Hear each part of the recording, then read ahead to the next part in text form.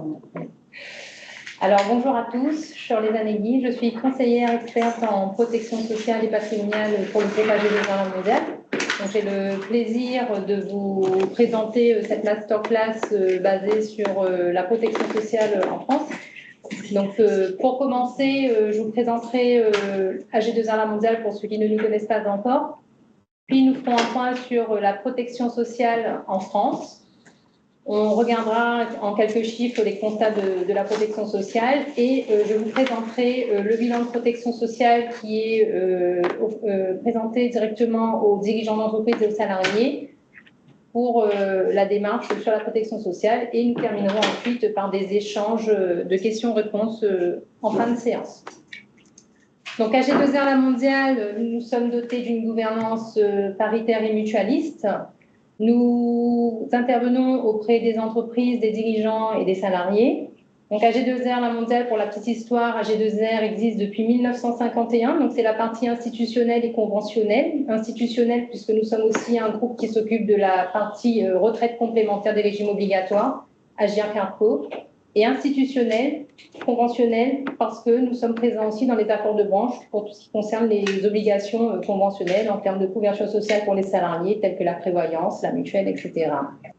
Et la mondiale, c'est toute la partie assurantielle qui existe depuis 1905 et nous avons fait un rapprochement avec AG2R et la mondiale en 2008. Alors AG2R la mondiale, comme je vous le disais, on est le premier groupe de protection sociale en France. Donc, nous intervenons sur plusieurs domaines de la protection sociale, tels que la santé, la prévoyance, l'épargne et la retraite. Donc, nous couvrons plus de 15 millions d'assurés et d'ayants droit. Et nous avons aussi pour engagement d'accompagner plus de 500 000 entreprises en France, ce qui représente à peu près une entreprise sur 4. Et nous sommes présents donc dans plus d'une centaine de branches professionnelles, telles que la restauration rapide, la boulangerie, les bureaux d'études, etc. Alors, AG2R La Mondiale est l'entreprise. Donc aujourd'hui, si j'ai bien compris, j'ai affaire à des dirigeants d'entreprise. Donc sachez que nous proposons une offre sur mesure. Donc on a des services et une expertise à votre service. Et nous sommes présents aussi bien pour l'entreprise, pour les salariés et pour les dirigeants. Donc sur cette planche-là, vous pouvez voir au niveau de nos interventions, on touche plusieurs domaines d'activité, donc la retraite complémentaire pour la partie Agir Carco. Donc sachez que l'Agir Carco à La Réunion, elle est gérée par la CRR, mais en fonction des régions de France, ça peut être AG2R La Mondiale ou un autre organisme.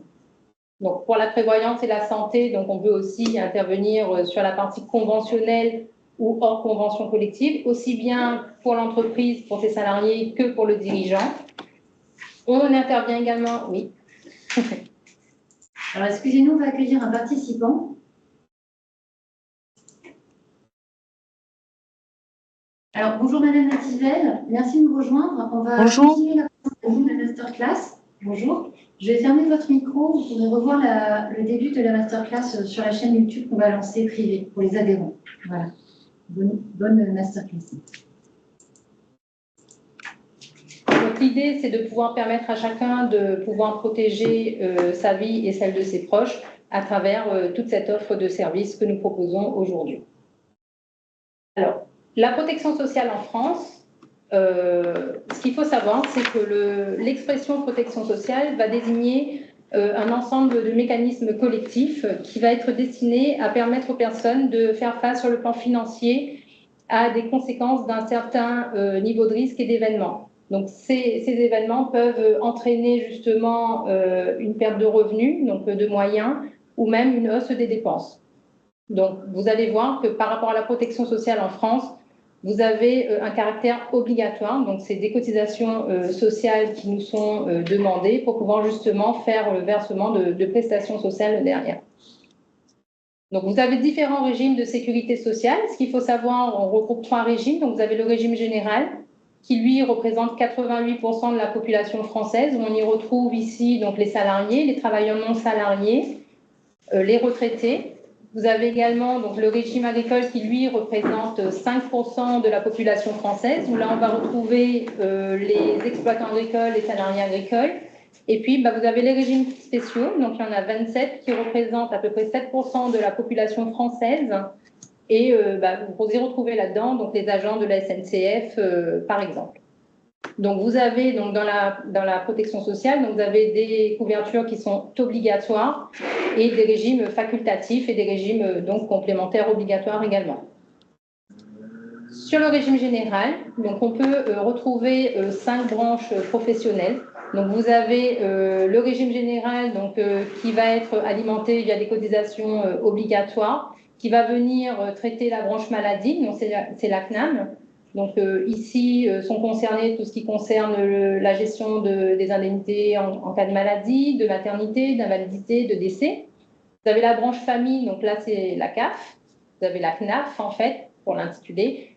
C'est des risques sur le handicap, l'aide au logement, etc. Puis vous avez une branche accident du travail et maladie professionnelle, donc qui n'a pas été intégrée dans la branche maladie, donc c'est vraiment une branche à part entière. Et la branche retraite, donc la CNAV, donc là où vous cotisez pour votre retraite, et puis une branche autonomie également. Et nous avons une branche recouvrement, donc là à l'inverse, ce n'est pas des prestations sociales, c'est plutôt là où on va avoir les URSSAF qui va gérer justement le bon traitement des cotisations de tout le monde. Donc, quelle que soit notre couverture, notre situation personnelle aujourd'hui, on est tous concernés par la protection sociale parce qu'elle nous protège tous au quotidien. On peut être amené aujourd'hui, aussi bien sur la maladie, la famille ou la retraite, à bénéficier de prestations sociales. Donc, ça reste important. Donc, au niveau des régimes de sécurité sociale, donc vous avez un financement qui est effectué donc, en partie par des cotisations sociales, donc, qui représentent 60% de financement. Donc, dans ces cotisations sociales, vous allez retrouver donc, les cotisations d'assurance maladie, maternité, invalidité et décès et les cotisations d'assurance retraite. Puis, vous avez aussi un financement qui est effectué par les impôts et les taxes affectées et les taxes et les contributions de l'État. Donc, on peut aussi soulever aujourd'hui en fait un déséquilibre au niveau des cotisations sociales. Donc, par rapport au recul du départ à la retraite, vous avez aussi une espérance de vie qui est en augmentation. Donc, on a quand même un déséquilibre par rapport au nombre d'actifs, par rapport au nombre de retraités. Donc, on a une diminution du coût de cotisations sociales qui rentre. On a une augmentation des taxes. Donc, d'où l'augmentation de la CSG qui n'est pas anodine, hein, pour justement garder cet équilibre financier pour la couverture sociale. Donc, aujourd'hui, par rapport au constat, donc, ce qu'on peut dire, c'est que vous avez, donc, au niveau de la prévoyance, donc, je vous ai mis quelques chiffres. Donc, juste pour que vous ayez connaissance, en fait, au niveau de la population française, de la situation sociale, en tout cas. Donc, vous avez entre 0,9 et 3 millions de personnes qui sont handicapées ou dépendantes, qui ont entre 15 et 60 ans. Donc, au global, les personnes handicapées et dépendantes représentent entre 2,5 et 7 millions de la population française. Donc, il y a quand même une bonne partie qui reste jeune, hein, donc qui sont concernées par cette problématique-là. Puis, vous avez quand même 140 000 personnes de 16 ans ou plus qui sont aussi prises en charge par rapport à leur handicap dans des établissements spécialisés. Au niveau de l'espérance de vie sans incapacité, donc on va dire qu'une personne, en fait, elle peut vivre sans souci de santé jusqu'à, en moyenne, 64,9 ans pour les femmes et 62,6 ans pour les hommes. Je vous ai mis aussi le nombre d'accidents du travail, donc 564 189 en 2022. Donc, ce sont des chiffres, en fait, qu'on peut aussi travailler dessus pour justement diminuer toutes ces dépenses-là. Donc, le nombre de maladies professionnelles aussi, donc 44 000 en 2022. Et on a 500 000 Français en situation de veuvage précoce. Donc, veuvage précoce, ça veut dire qu'avant 55 ans, j'ai déjà perdu mon conjoint. Et souvent, quand on est avant 55 ans, c'est vrai qu'on se dit, finalement, si je perds mon conjoint et que c'était mon conjoint peut-être le pilier financier de mon foyer, si j'ai encore des enfants à charge, ça peut être aussi une problématique qu'on n'a pas forcément anticipée. Donc, l'âge moyen du veuf, donc ce qu'il faut savoir qu'en moyenne, ce sont plus des femmes qui sont veuves que des hommes. Donc, on a 80% de veuvage, donc c'est des femmes. Et l'âge moyen de la veuve, du coup, est de 41 ans. Et en 1999, on comptait quand même 500 000 enfants de moins de 21 ans orphelins de moins d'un parent. Donc, ça peut justement être des constats qui font réfléchir aujourd'hui parce que on est tous concernés par tout ça et les cotisations sociales que l'on verse viennent aussi financer ces gens qui sont dans des situations difficiles. au niveau de l'espérance de vie à la naissance et à 60 ans, donc je vous ai mis en exergue l'année 1960 et l'année 2013. Donc c'est pour que vous puissiez en fait voir l'évolution de l'espérance de vie, que ce soit en 1960 pour une femme ou pour un homme. Donc on voit que les femmes jusqu'à aujourd'hui en fait on vit plus longtemps que les hommes, donc ça s'est prouvé statistiquement. Donc en 1960, en tout cas à 60 ans, l'espérance de vie de la femme était de 19,5 ans, alors qu'en 2013, elle est passée à 27,4 ans. Donc, on a une espérance de vie qui est en constante augmentation. Et pour les hommes, donc de 15,7 ans d'espérance de vie à 60 ans, ils sont passés à 22,8 ans en 2013. Donc, on voit bien que l'espérance de vie à 60 ans a augmenté quand même de 7 ans pour les hommes et de 8 ans pour les femmes. Donc, c'est des paramètres en fait que l'on va quand même prendre en considération puisque ça vient aussi impacter en fait tout le régime de protection sociale. Donc, le constat par rapport à la retraite, donc à aujourd'hui, nous avons 29,6 millions d'actifs pour 16,4 millions de retraités. Donc, pareil, en fait, en France, on est attaché au régime de solidarité. Donc, ce sont les actifs qui vont financer la retraite de nos anciens. Et ben, si on a moins d'actifs qui cotisent, forcément, ça va venir impacter le pouvoir d'achat de nos retraités, puisqu'il va falloir avoir un équilibre. Et c'est pour ça qu'à chaque fois, vous avez des réformes qui vont inciter les gens à travailler un peu plus. Pour certaines générations, on va nous demander de cotiser plus longtemps aussi. Et pour autant, on ne va pas forcément percevoir beaucoup plus de retraite. Donc, la retraite moyenne de l'ensemble des retraités s'élève à 1 504 € brut par mois. Donc, la retraite médiane, elle est estimée à 1 850 € brut par mois. Et la retraite moyenne des nouveaux retraités en 2018, elle était de 1 439 € brut par mois. Donc, on voit bien qu'au fur et à mesure, en fait, on est en train de perdre du pouvoir d'achat à la retraite. Donc, je vous ai mis ici sur ce graphique l'évolution nombre de cotisants et d'actifs.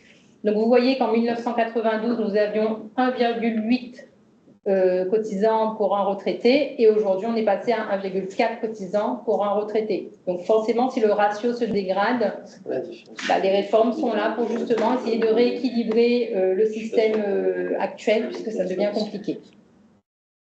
Donc, l'âge conjoncturel moyen de départ à la retraite, donc en fonction des hommes et des femmes. Donc, sur ce graphique, on peut constater que les femmes travaillent un peu plus longtemps par rapport aux hommes. Donc, elles travaillent en moyenne jusqu'à 62,6 ans, pardon. Et pour les hommes, en fait, en moyenne, ils travaillent jusqu'à 62 ans. Donc, la moyenne des deux nous donne un départ à la retraite moyen à partir de 62 ans par rapport aux statistiques relevées auprès de l'INSEE. Donc, c'est un bilan démographique qui a été relevé en 2022. Donc, la question qu'on peut se poser aujourd'hui par rapport à tous ces constats-là, c'est que, effectivement, aujourd'hui, on va parler de la voiture. Donc, on peut dire que sur une voiture, quand on a un véhicule, la révision, elle est obligatoire. Donc, on ne nous a pas donné le choix. Donc, on nous demande quand même d'avoir une assurance, de pouvoir aller faire le diagnostic si le véhicule est toujours en conformité pour pouvoir être mis en circulation. Pour les biens immobiliers, il y a aussi des diagnostics obligatoires avec la détection d'amiante, par exemple. Donc, quand on achète un bien immobilier, on peut se poser la question, en fait, pourquoi aujourd'hui, pour le chef d'entreprise, il n'y a rien d'obligatoire finalement pour sa couverture sociale, mis à part le régime de protection sociale. Donc le chef d'entreprise aujourd'hui, s'il veut compléter ses revenus en cas d'arrêt maladie par exemple, il est libre de le faire ou pas. Pour la mutuelle, c'est pareil. S'il veut se couvrir pour sa santé, il le fait. S'il ne veut pas, il ne le fait pas. Alors est-ce que ça ne serait pas mieux d'avoir aussi un diagnostic obligatoire aujourd'hui qui soit systématisé pour que les gens puissent aussi avoir conscience que c'est vraiment un réel problème, la protection sociale. Et forcément, si on n'est pas accompagné sur ce point-là, c'est un sujet tellement complexe qu'on peut facilement s'y perdre. Et vous voyez vous-même par rapport aux réformes de retraite, à aujourd'hui, si je vais vous demander quel est l'âge légal pour partir à la retraite, je ne suis pas sûre que tout le monde puisse pouvoir répondre à cette question. Donc, par rapport à tous ces constats, on peut se poser plusieurs questions. Donc, par exemple, si je travaille, que je suis le pilier financier de mon foyer et que finalement, je suis en arrêt maladie, par exemple, donc je peux avoir un risque, un événement imprévisible, la maladie ne se contrôle pas, donc on ne sait pas quand ça arrive. Et bien, on peut se poser la question, est-ce que finalement, est-ce qu'à aujourd'hui, je pense que je suis bien couvert? Je peux très bien avoir mis en place des solutions. Est-ce qu'elles sont toujours d'actualité par rapport à l'évolution de ma situation à aujourd'hui? Par rapport à ma famille, donc si j'ai un conjoint et des enfants, est-ce que finalement, si je venais à disparaître, est-ce que je les ai bien protégés? Est-ce que j'y suis sensible ou pas? Et pour la perte d'autonomie, donc c'est vrai que c'est un sujet qui est plutôt d'actualité aussi, donc on en parle un peu plus. Donc si demain je suis en situation de perte d'autonomie, donc sachez que la perte d'autonomie, malheureusement, ça ne prévient pas et il n'y a pas d'âge pour être en perte d'autonomie. On peut être très jeune comme moins jeune. Mais qu'est-ce qui se passe si demain je suis en perte d'autonomie? La question peut se poser. À quel âge est-ce que je pourrais partir à la retraite? Ou est-ce que je vais pouvoir avoir le taux plein lorsque je serai à la retraite? Telle est la question. On va faire une pause pour accueillir donc une nouvelle personne. Alors, bonjour Edouard. On a fait une petite pause pour vous accueillir. Donc, vous pourrez retrouver le début de la masterclass sur une playlist YouTube qu'on va mettre, donc, qui sera privée pour les adhérents. En attendant, on va reprendre la masterclass et vous pourrez vous poser vos questions en fin de masterclass. Donc là, votre micro est fermé et je vous dis à tout à l'heure. Bonjour, merci. Bonjour. Merci. Donc, il y a eu des réformes de retraite, il y en a eu plusieurs, depuis 1993 on en a, et la dernière date de 2023. Donc, on peut aussi se poser la question, finalement, avec le recul de l'âge légal qui passe à 64 ans, est-ce que moi, je suis concernée par l'évolution du nombre de trimestres? Et si je n'ai pas mes trimestres, finalement, est-ce que je vais être pénalisée? Ou alors encore, si je n'ai pas assez de trimestres, est-ce qu'on me propose de pouvoir racheter mes trimestres? Et dans ce cas, quels sont les différents types de rachat de trimestres qui peuvent exister? Et puis, on en a d'autres qui vont se dire, finalement, si je n'ai pas mon nombre de trimestres, est-ce que j'ai le droit de continuer mon activité à la retraite? Parce que finalement, mes revenus à la retraite ne vont pas me suffire, donc je ne peux pas m'arrêter de travailler. Ou tout simplement, comment je peux faire pour compléter ma retraite? Donc, avec toutes ces questions-là, en fait, l'audit de protection sociale, il va justement venir en appui pour pouvoir vous permettre de... Ah, il ne fonctionne plus le pointeur. Va vous permettre en fait de pouvoir rebondir sur toutes ces questions et pouvoir répondre à toutes vos problématiques. Donc, ce que je vous propose maintenant, en fait, avant de vous présenter la démarche d'AG2R La Mondiale, c'est que je vais vous faire passer une petite vidéo qui synthétise la démarche AG2R La Mondiale sur l'audit de protection sociale. Donc, je vous laisse visionner et puis je reprends la main pour la suite de la présentation.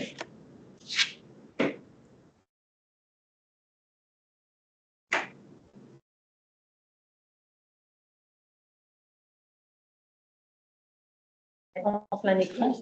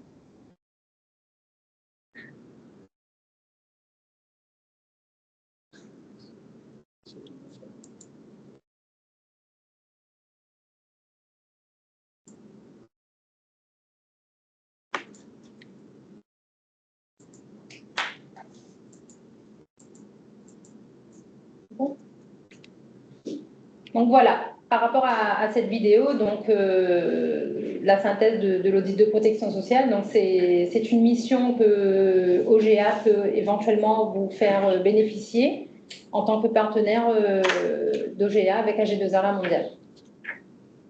Donc, je vais vous poser une question. Donc, vos micros sont coupés. Donc, peut-être pour ceux qui sont dans la salle, ou peut-être que vous pouvez remettre le micro pour qu'ils puissent s'exprimer.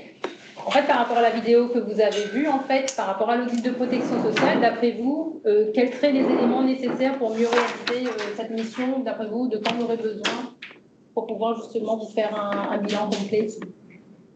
Les états de cotisation, salaire, CGS. Oui, les enjeux. Notre 2035, voilà, un bilan de notre activité professionnelle. D'accord. Donc, en fait, oui. Moi, en fait, oui, c'est bien de faire le bilan, mais à chaque fois, ça change, en fait. En année, aujourd'hui, on vous dit A, maintenant, on va vous dire B. Après, à chaque fois, il faut réajuster. Eh bien, c'est pour ça qu'il faut être accompagné, parce que du coup, on s'y perd tellement ça change, en fait, et finalement, on n'est pas sûr de là où on va. Quels impacts tous ces changements ont sur notre propre couverture sociale, parce que finalement, quand on dit on a changé l'âge légal pour la retraite, tout le monde n'est pas forcément concerné de la même façon. Pareil, oui. Aussi. Excusez-moi, je me permets de vous interrompre. Je pense que ça serait bien que chacun se présente déjà et que vous disiez effectivement ensuite les questions pourquoi vous êtes venus aujourd'hui. Donc, on va commencer par ceux qui sont en présentiel. Monsieur Fouché. Maxime. Bonjour, au hasard, oui, je vois. Donc, je suis Maxime Fouché. J'ai plusieurs activités. Je suis agent commercial pour mon activité principale. Je représente une grande maison d'édition juridique. J'ai créé une agence de recouvrement spécialisée pour les professionnels du droit et du chiffre. Et je suis aussi médiateur de justice. Enfin, ça tourne autour du droit et du chiffre. D'accord. Du juridique. Et je suis en EI. D'accord. David Tazard, je suis informaticien, donc je suis le prestataire informatique pour une clientèle professionnelle. Donc je m'occupe de leur réseau informatique, de leur sauvegarde, je les accompagne.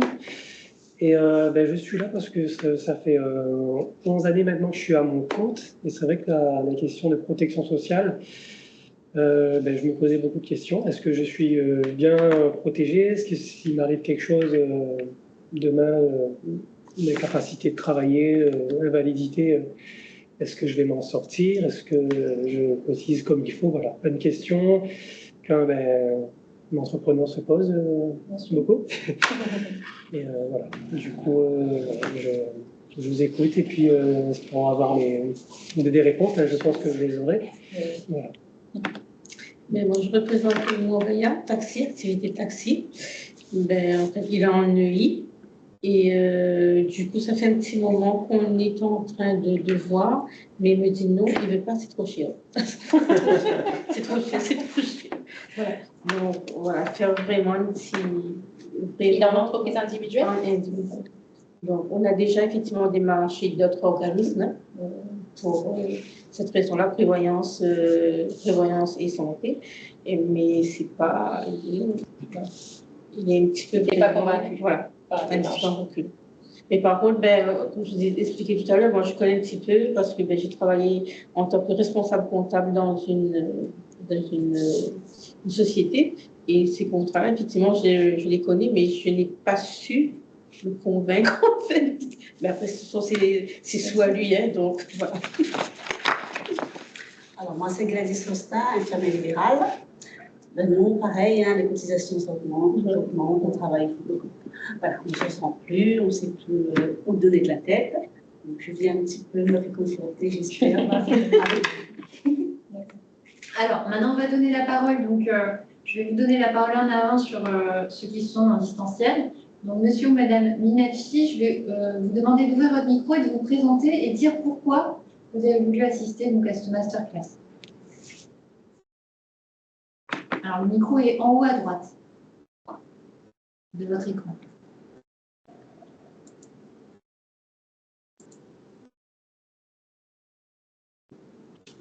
Alors, en attendant que monsieur ou madame Linelfi clique sur microphone en haut à droite de l'écran, je vais demander à monsieur Georges Valéry s'il veut bien ouvrir son micro et se présenter et nous dire pourquoi il est venu à la masterclass, ce qu'il recherchait. Ne vous inquiétez pas, hein, vous avez le temps de trouver le bouton. Normalement, c'est en haut de votre écran, sur la droite, vous avez un caméra et microphone. Voilà. Oui, bonjour. Alors, Georges Valéry, je suis géomètre expert, près de pratiquement à la retraite. Et l'idée aujourd'hui, c'est d'être présent, pas physiquement, mais au moins être là et puis entendre un petit peu ce que vous avez à dire.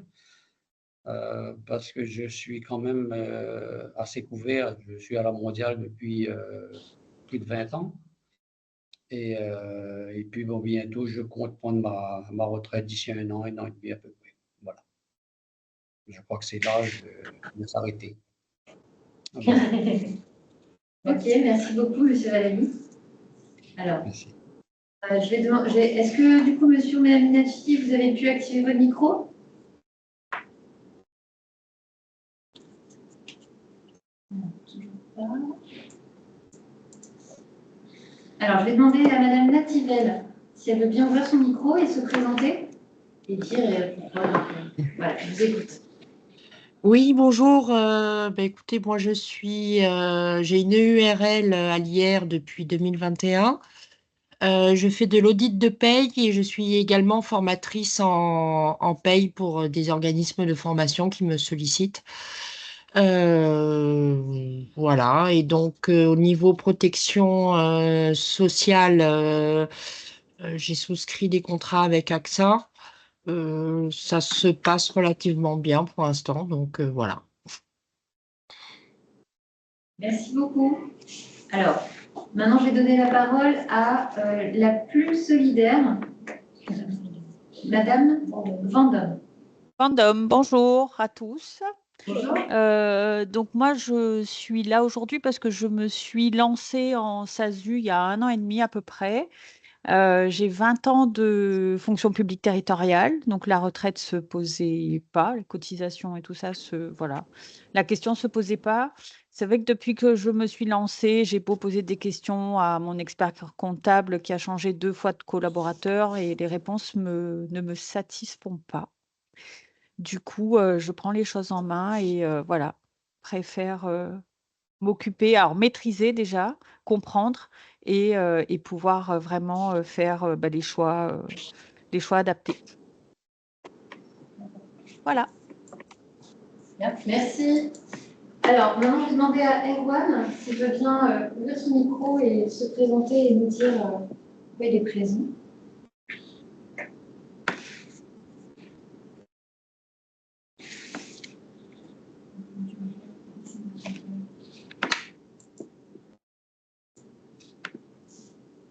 Alors, du coup, je vais demander à madame Mingui si elle veut bien se présenter. Oui, bonjour. Bonjour. Je suis architecte libérale depuis un certain temps, j'ai 61 ans. Et en fait, si je m'arrête de travailler dans 1 ou 2 ans, enfin à l'âge, j'aurai 800 € bruts de retraite, bon, après des études longues. Voilà, donc c'est juste pas possible d'arrêter complètement. Il va falloir trouver une façon de continuer à générer des revenus. Alors j'ai aussi une activité de location saisonnière. Donc, j'envisage d'arrêter ma profession d'architecte qui commence à devenir vraiment difficile pour éventuellement rester en professionnel sur une autre activité moins compliquée à gérer.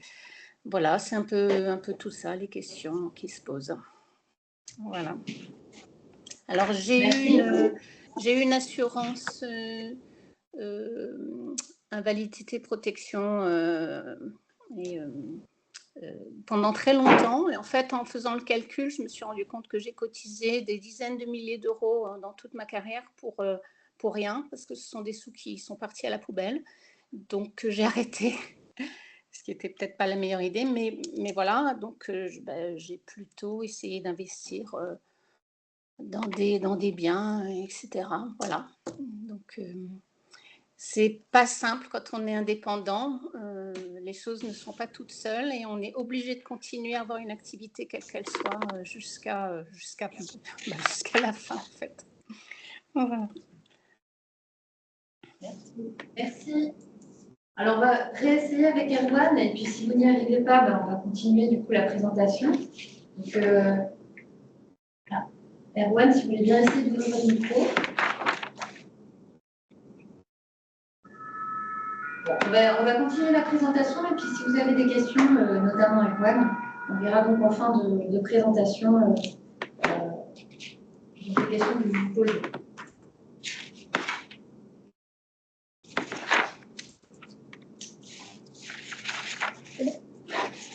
Alors, du coup, pour pouvoir réaliser votre mission d'audit de protection sociale, c'est vrai qu'il y a pas mal d'éléments qui sont nécessaires à la réalisation de cette mission. Et elles peuvent être d'ordre personnel, professionnel et patrimonial. Donc, vous avez ici l'ensemble des éléments dont on a besoin, en tout cas, pour pouvoir réaliser au mieux cette mission. Alors, c'est vrai que ce sont des entretiens qui sont strictement confidentiels et je vous ai entendu par rapport à vos attentes, etc.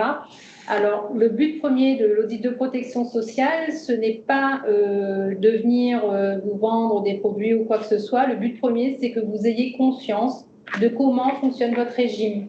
Parce que bien souvent, nous rencontrons des indépendants qui, même s'ils sont malades, ils vont aller travailler, puisque en général, c'est notre boîte, donc on va pas s'arrêter. Et pourtant, vous cotisez quand même sur la partie invalidité, maladie. Donc, c'est important de le savoir, moi, en tout cas, sur le terrain, j'ai été amenée à voir des chefs d'entreprise qui, malgré leurs difficultés de santé, ne se sont pas arrêtés, alors qu'ils avaient des droits. Donc, l'idée, c'est vraiment de pouvoir mettre à plat et de vous faire comprendre, en fait, comment fonctionne ce régime et qu'est-ce que ça va venir impacter par rapport à votre situation personnelle. Je vous donne un exemple. Je suis le pilier financier de mon foyer.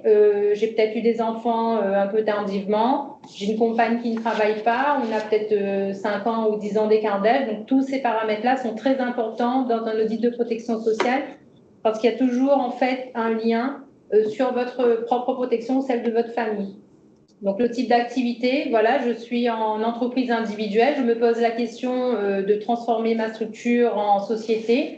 Est-ce que je vais opter pour la SAS ou est-ce que je vais opter pour une SARL? Alors, la question peut se poser et à ce moment-là, en fait, l'idée, c'est plutôt de vous donner du chiffrage. Donc, et non pas de vous dire oui, mais c'est mieux comme ci, c'est mieux comme ça, mais vraiment faire des bilans complets avec des chiffres en face qui vont vous permettre d'analyser par vous-même, en fait, la différence d'un statut à l'autre. Donc, que ce soit sur le niveau des charges sociales, du montant des impôts ou même de la couverture sociale, donc quels sont les droits auxquels je peux prétendre. Donc, aujourd'hui, le SSI et la sécurité sociale des salariés, ce sont des régimes alignés. Donc, ce qu'il faut savoir, c'est que tout est géré au même endroit, sauf que vous avez un volet pour les indépendants et un volet pour les salariés. Mais voilà, on a besoin de pas mal d'informations, donc que ce soit votre statut, le type d'activité. Donc, forcément, si vous avez des salariés, qu'est-ce que cela implique?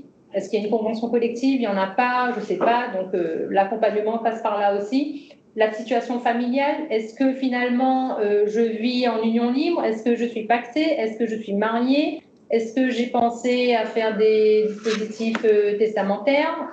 Est-ce que finalement, si je venais à disparaître, qu'est-ce qui se passe pour mon conjoint survivant? Quel est mon régime matrimonial?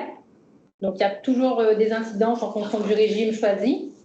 Les dispositions en place, donc effectivement, vous n'avez peut-être pas attendu à G2R la mondiale pour vous poser la question de s'il fallait vous couvrir ou pas. Donc, vous avez peut-être déjà des solutions qui sont en place et je vous en félicite. Par contre, là où on va intervenir, c'est sur l'adéquation entre vos besoins et le contrat qui est mis en place par rapport au régime obligatoire. Donc, on peut avoir une prévoyance, mais ce n'est pas dit que celle-ci, elle est adaptée et au niveau des garanties et au niveau des fiscalités, puisque en fonction de votre situation, il y a des fiscalités qui s'appliquent. Alors, je m'interromps 2 secondes pour accueillir un nouveau participant.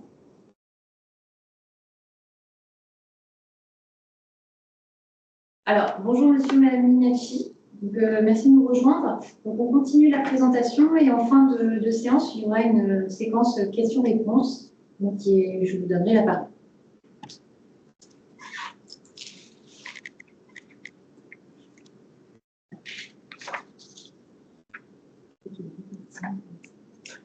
Je moi pour la durée. Je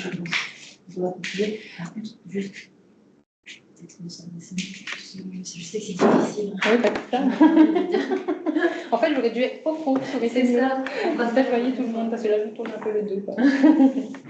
Donc, au niveau des solutions mises en place, on a aussi cette fameuse clause bénéficiaire. Donc, est-elle toujours adaptée à ma situation? Est-ce que j'y ai pensé ou pas? Donc, j'ai peut-être rencontré quelqu'un au tout début de mon activité. Entre-temps, j'ai peut-être en fait évolué au niveau de ma situation familiale. Donc, peut-être que je suis aujourd'hui mariée ou j'ai peut-être des enfants de plusieurs lits. Donc, ça peut arriver. Je peux être aussi remariée. Donc, forcément, il y a tout un impact en fait dans l'expertise qu'on va vous donner sur cette mission-là.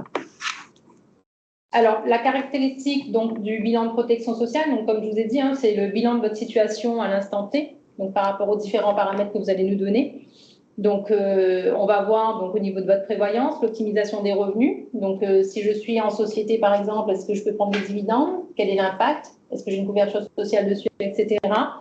On a aussi un accompagnement personnalisé sur la transmission d'entreprise. Donc, pour ceux qui ne sont pas loin de partir à la retraite ou même ceux qui sont encore un peu loin, mais qui peuvent aussi se poser des questions là-dessus, parce que j'ai peut-être déjà des enfants et je ne me suis pas préoccupée de me dire, en fait, si je disparais à n'importe quel moment, qu'est-ce qui se passe pour ma boîte, qu'est-ce qui se passe pour ma famille, est-ce que mes enfants sont protégés ou pas? Donc, on peut anticiper toutes ces démarches-là à travers un bilan de protection sociale. Et puis, le volet de la retraite, évidemment, c'est le sujet de tous les jours. Donc, qu'est-ce que je vais devenir à la retraite? Quels vont être mes revenus à la retraite? On me met plein de réformes, mais je ne comprends plus rien. Et l'idée, c'est de pouvoir aussi vous accompagner sur ce volet-là. Donc, aujourd'hui, on a la chance quand même d'avoir la sécurité sociale qui nous met à disposition des relevés de carrière que vous pouvez avoir à disposition à n'importe quel moment en vous connectant. Par contre, la lecture de ce document-là n'est pas donnée à tout le monde. Donc, il faut savoir se faire accompagner pour voir s'il n'y a pas des anomalies dessus. Donc, à 80% des cas, les relevés de carrière sont erronés. Donc, il manque des droits. Et si on ne vous le dit pas, en fait, vous n'allez pas forcément regarder. Et puis, quand on part à la retraite, on est tellement pressé d'y aller que finalement, on prend les papiers, on signe et on dépose. Et après, en fait, on a une perte de chance. Parce que si on valide, on ne revient pas dessus. D'accord? Donc, les démarches, il faut les faire déjà 6 mois en amont. Et ensuite, si on peut se faire accompagner sur la lecture du document, que ce soit pour les points, sur les trimestres, etc., et pour les différentes pièces, on peut avoir des hommes, par exemple, qui ont eu des carrières militaires. Donc ça aussi, ça génère des trimestres. Donc est-ce que vous l'avez fait, vous ne l'avez pas fait? Si les trimestres sont dessus, tant mieux. S'ils ne sont pas, il faut se poser la question pourquoi. Donc, à quel âge il faut commencer à préparer ça? Tout le temps. Il n'y a pas d'âge pour la route. Dès que vous commencez votre activité, en fait, vous pouvez déjà commencer à penser à une stratégie pour que finalement, moi j'aime bien dire, on devient pilote de sa couverture sociale et non pas on se laisse avoir par le système, en fait. Une fois qu'on comprend le mécanisme, on peut maintenant avoir les outils en main en se disant, voilà, maintenant c'est moi qui vais décider, je vais choisir mon statut, je vais choisir ma rémunération, maintenant je sais combien je vais payer en charge sociale, donc ça ne sera pas la surprise dans la boîte aux lettres tous les trimestres. Et puis, tout va engendrer une couverture sociale derrière. Mais si je n'ai pas ces paramètres-là, en fait, j'avance à tâtons et j'ai la surprise à chaque fois. Et puis après, des fois, je fais les pédales. Donc, on n'arrive pas à joindre les deux bouts parce que finalement, on n'a pas été accompagné sur ces volets-là. Donc, l'analyse de ces paramètres par rapport aux optimisations, donc forcément, pendant les entretiens, on va essayer de déterminer quels sont aussi vos objectifs, donc quelles sont vos priorités aussi. Donc, est-ce que vous êtes plutôt sensible sur la partie prévoyance, donc c'est aujourd'hui, donc pour me couvrir moi, pour couvrir ma famille. Est-ce que ma plus grande préoccupation, c'est plutôt la retraite? Ma préoccupation peut être la transmission de mon entreprise plus tard. Donc, il y a plusieurs problématiques qui peuvent s'offrir à vous, ou le choix de mon statut, tout simplement. Donc, je suis en entreprise individuelle, j'ai entendu parler de CENAL, par exemple, ou de CELAS. C'est quoi ce truc? Finalement, si je peux me faire accompagner et voir, en fait, quels sont les tenants et les aboutissants pour que je puisse prendre une décision. S'il faut changer, en fait, je saurai pourquoi je le fais, en fait. Et c'est pas parce qu'on m'a dit qu'il fallait faire. D'accord? Donc, les préconisations des solutions pour optimiser la situation. Donc, on va tenir compte, du coup, des objectifs du client, des dispositions juridiques, fiscales et successorales. Donc, l'avantage, c'est que nous, quand on va vous restituer votre bilan de protection sociale, donc vous la verrez sur la planche suivante, c'est qu'on vous a en fait présenté un outil qui va vous mettre en exergue en fait toute votre couverture sociale à l'instant T de façon lisible très, très facilement. D'accord? Donc, il n'y a pas de complexité à avoir là-dedans. Et vous allez pouvoir mettre en exergue justement les points à travailler ou les zones de vigilance en fait par rapport à votre couverture actuelle. Donc tout ça, ça va vous permettre justement de faire un point donc complet sur la partie fiscale, sociale et patrimoniale et prendre des décisions en connaissance de cause. Donc j'insiste là-dessus parce que quand on prend des décisions en connaissance de cause, c'est mieux que d'être démarché à droite et à gauche en se disant voilà, quelqu'un qui me dit il faut prendre le PER parce que en fait c'est à la mode. Donc tout le monde me dit prends un PER et il faut prendre un PER. Bah non, nous on fonctionne pas comme ça. On va plutôt fonctionner à l'inverse en vous disant voilà, dans vos régimes vous avez droit à ça. Les dispositifs qui s'offrent à vous c'est ça. Si vous voulez atteindre vos objectifs, on vous conseille plutôt d'aller vers ça ou ça. Et après, c'est à vous de prendre le choix de suivre ou non le conseil. D'accord? On n'arrive pas ici avec une plaquette de plein de produits à vous dire, voilà, vous voulez lequel? Choisissez dedans. Non. C'est vraiment adapté en fonction de votre situation. On n'a pas d'ailleurs de plaquette de tarifs, etc. Tout est sur mesure. Donc, le bénéfice de cet audit va vous permettre d'éviter de perdre de l'argent, donc que ce soit sur les fiscalités, parce que lorsqu'on met en place des solutions, donc vous avez des fiscalités particulières, notamment sur les prévoyances par exemple, on peut avoir des cotisations déductibles, on peut avoir des prestations imposables ou non, donc ça va dépendre. Donc on est là aussi pour vous accompagner là-dessus. Anticiper sur les droits de succession, donc en fonction des choix de solutions que je vais mettre en place, en fait, il faut aussi anticiper en se disant si demain il m'arrivait à disparaître, finalement, quelle est la conséquence de ces contrats pour mes ayants droit derrière. Et puis de réfléchir aussi sur le manque de couverture ou de revenus. Donc si je suis en arrêt d'activité et que je ne suis pas en mesure d'avoir un revenu, finalement, si je suis mon propre pilier financier, comment je vais faire pour pouvoir subvenir à mes charges incompressibles, puisqu'il y a des charges qu'on ne peut pas supprimer. Quand on a un arrêt maladie, si la carte Pinko me demande de payer mes charges, il ne va pas me dire de reporter parce que j'ai un traitement de cancer pendant 6 mois et on revient dans 6 mois. Non, les impôts, les charges sociales, en fait, les URSSAF, ils n'attendent pas. Et c'est vrai qu'il faut anticiper toutes ces charges-là. Donc, le bénéfice, c'est aussi de permettre de gagner de l'argent et non pas d'en perdre. Donc, pour avoir une meilleure retraite, donc réfléchir, en fait, de par le choix du statut ou l'optimisation des régimes. Donc, ce qu'il faut savoir, nous, quand on fait le bilan de protection sociale, donc quand on vous permet de gagner de l'argent, ce n'est pas forcément sur la mise en place de solutions, mais c'est aussi par le conseil qu'on va vous apporter par rapport à votre couverture sociale, parce qu'en fait, vous avez des dispositifs qui existent, qui vous permettent d'avoir des gains sur certains points, sans pour autant dépenser de l'argent. Je vais prendre un exemple concret. Vous avez les trimestres pour l'éducation des enfants. Donc, ce qu'il faut savoir, c'est que quand on a un enfant aujourd'hui, donc la maman, elle a d'office 8 trimestres dans sa carrière qui lui sont attribués. Et en fait, depuis 2010, on a permis au papa aussi de récupérer des trimestres pour l'éducation des enfants. Donc, si on a le profil d'un couple où c'est que monsieur qui travaille, par exemple, et madame n'a pas travaillé, on peut aussi se dire, finalement, est-ce que c'est pas mieux de faire une répartition des trimestres de l'enfant avec mon conjoint, puisque moi, je travaille pas, les trimestres me servent pas forcément, ou peut-être j'ai déjà une carrière pleine, j'ai pas forcément besoin de trimestres supplémentaires. Par contre, mon conjoint qui a fait des études, il lui en manque. Et le conseil qu'on lui donnera, c'est peut-être d'aller récupérer des trimestres à un certain moment pour pouvoir compléter sa carrière sans pour autant dépenser 1 euro. Seule dépense que vous aurez faite, c'est un petit peu d'énergie pour faire un mail à la Sécu pour lui dire je veux récupérer les trimestres. Et là, ça vous permet d'améliorer votre retraite sans avoir dépensé, tout simplement par un accompagnement. Donc, il y a plusieurs points comme ça, en fait, qui existent dans la couverture sociale. Donc, ce n'est pas forcément systématiquement des solutions qu'on va mettre en place. D'accord? Mais c'est vraiment cas par cas. Donc, un cas pratique. Donc, que souhaiteriez-vous retrouver dans une étude de protection sociale? Donc, là, ce que je vais vous présenter, en fait, c'est lorsqu'on a déjà rencontré quelqu'un, on va lui faire une restitution du travail qu'on a fait en lui montrant justement, en fait, quel est le poids de ses charges sociales, de ses impôts, etc. Donc ici, vous avez donc une obligation de cotiser et aussi un droit de savoir. Donc forcément, souvent le droit de savoir il est un petit peu switché. Donc on reste que sur les cotisations et on s'interroge même plus au final quels sont mes droits. Donc l'idée c'est plutôt ça. Donc quels sont aussi les risques et les enjeux sur ma propre couverture sociale. Donc ici, comme je vous ai dit, on vous fait une photographie de votre situation personnelle à l'instant T. Donc vous voyez, je vous ai entouré en bleu en fait vous. Donc ça, c'est le client qu'on rencontre, mais on peut aussi faire pour le conjoint et pour le foyer complet. Donc ça va dépendre de la situation de la personne au moment où on va le rencontrer.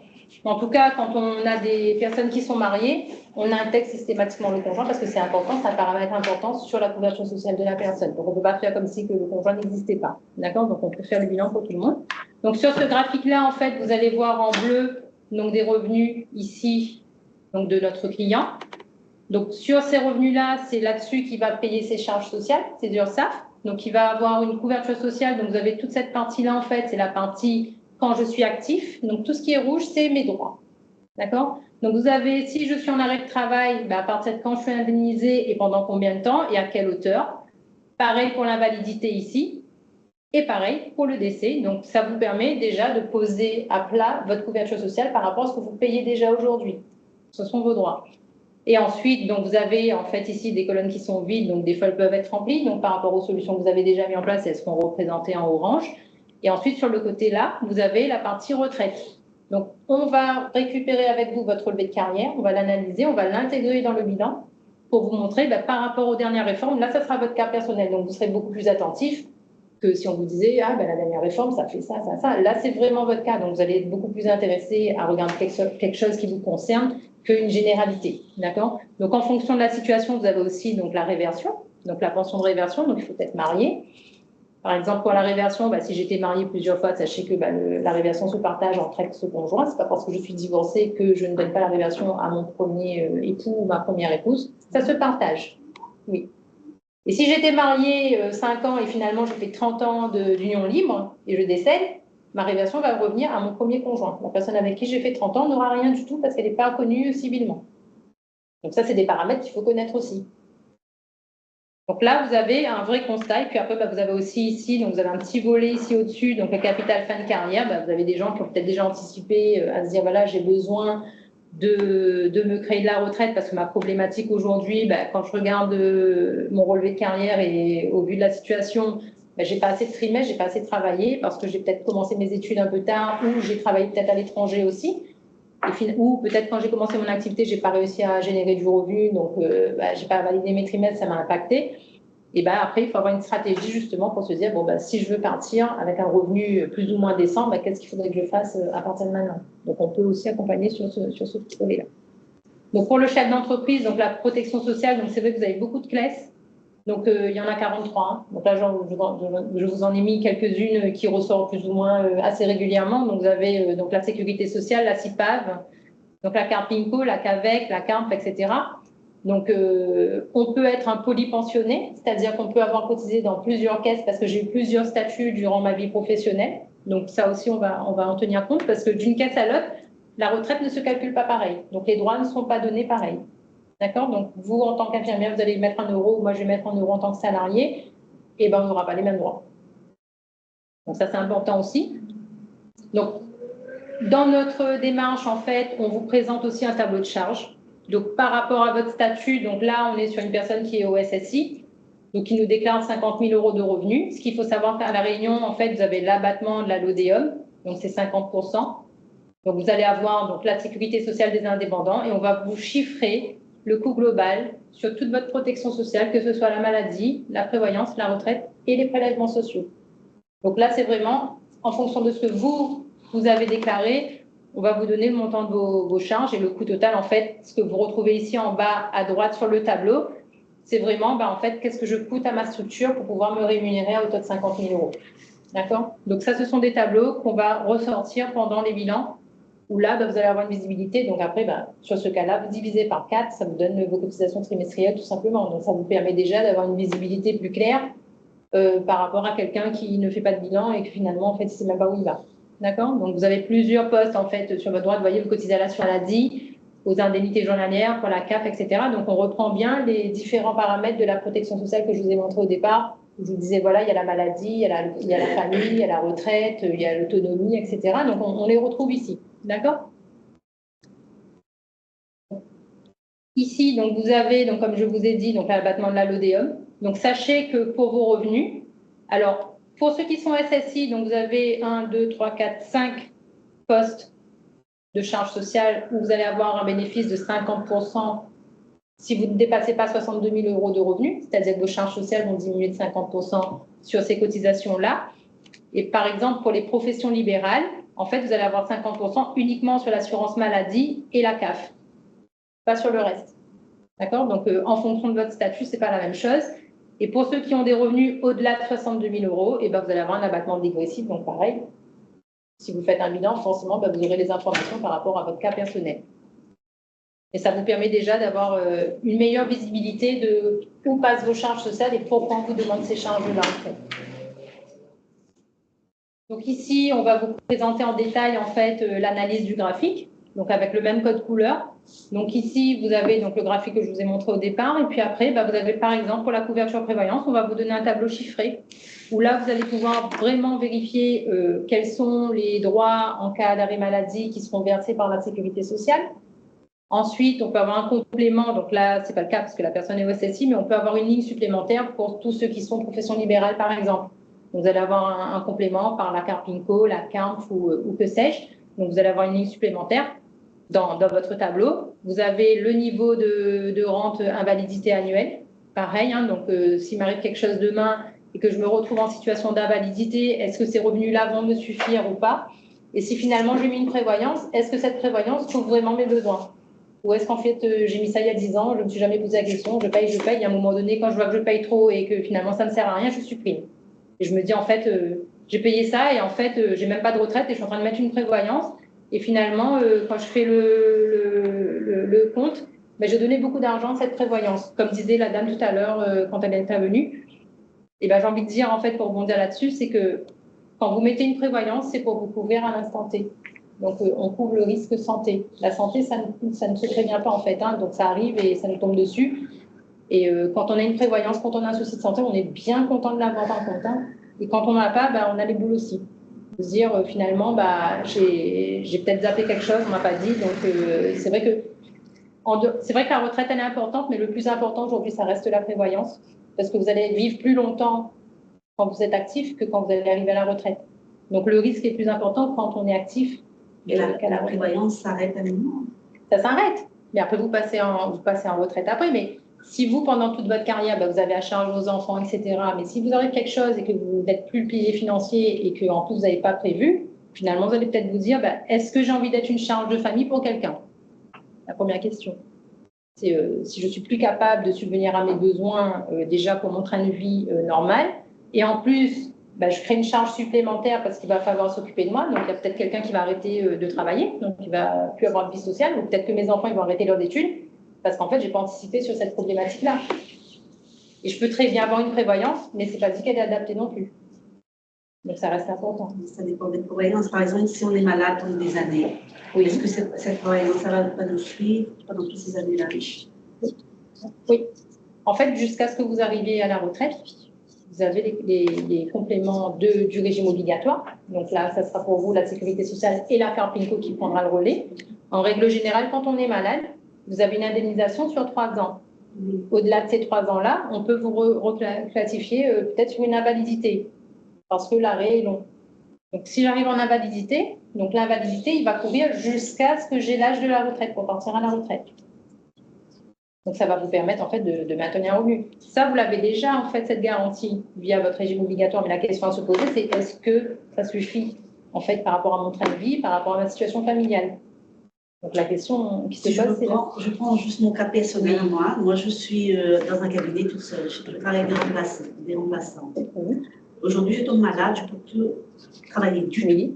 Je n'ai pas de remplaçant. Parce que les remplaçants, ça coûte plus. Bien sûr. Vraiment, c'est la perle rare. Qu'est-ce que je fais? Justement, je retourne la question, comment on fait? Et c'est une problématique là que vous avez. Vous allez vous dire, financièrement, ça va être un souci pour vous aujourd'hui. Si vous n'avez pas, voilà. Et c'est pour ça qu'en fait, on vous dit, voilà, faites des bilans de protection sociale. Ça ne vous engage pas financièrement, mais par contre, de savoir, en fait, de prendre conscience de ce dont j'ai besoin ou des carences que j'ai, c'est important. Attendez pas d'être dans une problématique pour essayer de vous poser la question parce que ça sera trop tard. D'accord? Et après, tu accompagnes, tu ne les laisses pas dans la... Oui, on vous accompagne. Il y a un monsieur qui disait qu'il est chez La Mondiale depuis 20 ans. Donc, s'il y est encore, c'est qu'il est satisfait de nos services. Donc, il peut aussi témoigner, en fait, de l'approche qu'il a pu avoir avec son conseiller. Après, on est là, on n'est pas là que pour mettre des contrats en place. On a quand même un devoir de conseil. Et c'est important pour nous, en fait, de revoir tous nos clients parce que vous pouvez, d'un jour à l'autre, en fait, changer de statut. Et nous, si on ne vous suit pas, en fait, on ne sait pas. Parce que vous, quand vous allez faire un changement dans votre vie personnelle ou professionnelle, vous n'allez pas appeler AG2R La Mondiale, hein, ça ne sera pas votre automatisme. Hein. Par contre, nous, en tant qu'assureur, on se doit quand même de pouvoir aussi vous revoir régulièrement. Bon, on ne va pas vous appeler tous les 4 matins, mais c'est important au moins une fois par an d'avoir un point de contact pour vous demander en fait si tout se passe bien, si vous avez eu un changement dans votre vie professionnelle ou personnelle, peu importe. Mais ça reste des paramètres importants qui vont jouer au quotidien de tout le monde. D'accord? Alors, mon pointeur est désactivé. Donc, ça, c'est pour la partie prévoyance. Et puis, vous avez aussi, donc ici, donc, on voit donc sur ce cas-là, donc je vous ai mis en exergue en fait les carences qu'il peut avoir sur une couverture sociale. Hein. Donc on peut se poser la question, donc comme vous, hein, si je suis en arrêt maladie demain, d'accord, mon régime me couvre, et finalement après je fais comment? Donc si je suis mon propre patron et que j'ai pas de remplaçant, je suis couverte, mais les autres, mes patients. Mais bien sûr, c'est une problématique aussi. Et ensuite, vous avez la même question qui peut se poser aussi pour la retraite, donc avec les relevés de carrière qu'on récupère. Là, sur cet exemple, vous voyez, il y a des petits pointillés, je ne sais pas si vous les voyez ici. En fait, c'est la perte de revenus que vous avez à cause des réformes depuis 1993. Donc, ce qu'on vous montre à l'instant T, ce n'est pas figé dans le marbre. Ça ne veut pas dire que dans 10 ans, je vous revois et on est toujours au même niveau de retraite. Malheureusement, en fait, le régime, il a tendance à se désengager parce qu'il y a moins d'actifs par rapport au nombre de retraités. Donc, on arrive sur un déséquilibre démographique. Donc, on essaye quand même de tirer pour que le système fonctionne toujours, parce que la France, elle est quand même attachée à un système de solidarité par répartition. Donc, elle essaye quand même de faire en sorte que ça fonctionne toujours. Donc, ils nous mettent des réformes pour justement essayer de rééquilibrer tout ça. Mais sur notre propre situation, forcément, c'est pas à notre avantage et c'est pas forcément suffisant. Donc, pour éviter d'avoir ces problématiques-là, rien de tel qu'un bilan de protection sociale pour déjà être conscient du revenu que je suis en train de cotiser, en fait, qu'est-ce que ça va générer en droit demain. Et finalement, si ce n'est pas suffisant, peut-être qu'en amont, je peux déjà réfléchir, je ne vais pas attendre d'avoir 61 ans, 65 ans pour me dire, non, je ne partirai pas à la retraite, ce n'est pas possible. Moi, je travaillerai jusqu'à ce que je parte, quoi. Parce que, en fait, je ne peux pas vivre.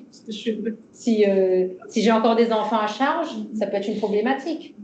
Si j'ai déjà 65 ans et que finalement, j'ai eu un enfant très tard, s'il a des études à faire, je ne vais pas arrêter de travailler pour priver mon gamin de ses études. Donc, je vais devoir continuer à bosser pour pouvoir financer ces études-là. Mais bon, en attendant, on vieillit et puis on n'a pas forcément la santé qui suit. Donc, ça peut devenir vraiment problématique, tout ça. Et puis, dans le tableau, vous pouvez voir, en fait, on vous a mis à 64 ans parce que c'est l'âge légal depuis la dernière réforme. Mais en fonction des générations, on a certaines personnes aujourd'hui, donc même ceux qui sont présents en visio, qui sont peut-être même éligibles à la retraite avant 64 ans par rapport à la génération de naissance, d'accord? Donc par rapport à l'année. Donc ça va dépendre, en fait, c'est au cas par cas, donc vous aussi vous donnez les données. Et la problématique qui se pose donc sur la retraite, pareil, hein, c'est qu'est-ce que je peux faire finalement pour améliorer ma carrière? Est-ce que je peux récupérer des trimestres quelque part? Est-ce qu'on peut racheter des trimestres? Si oui, est-ce que c'est rentable? Est-ce qu'il y a un retour sur investissement? Donc ça, en fait, nous, on est capable de vous le chiffrer. Parce que c'est bien beau de dire, oui, vous pouvez racheter 12 trimestres. Hein.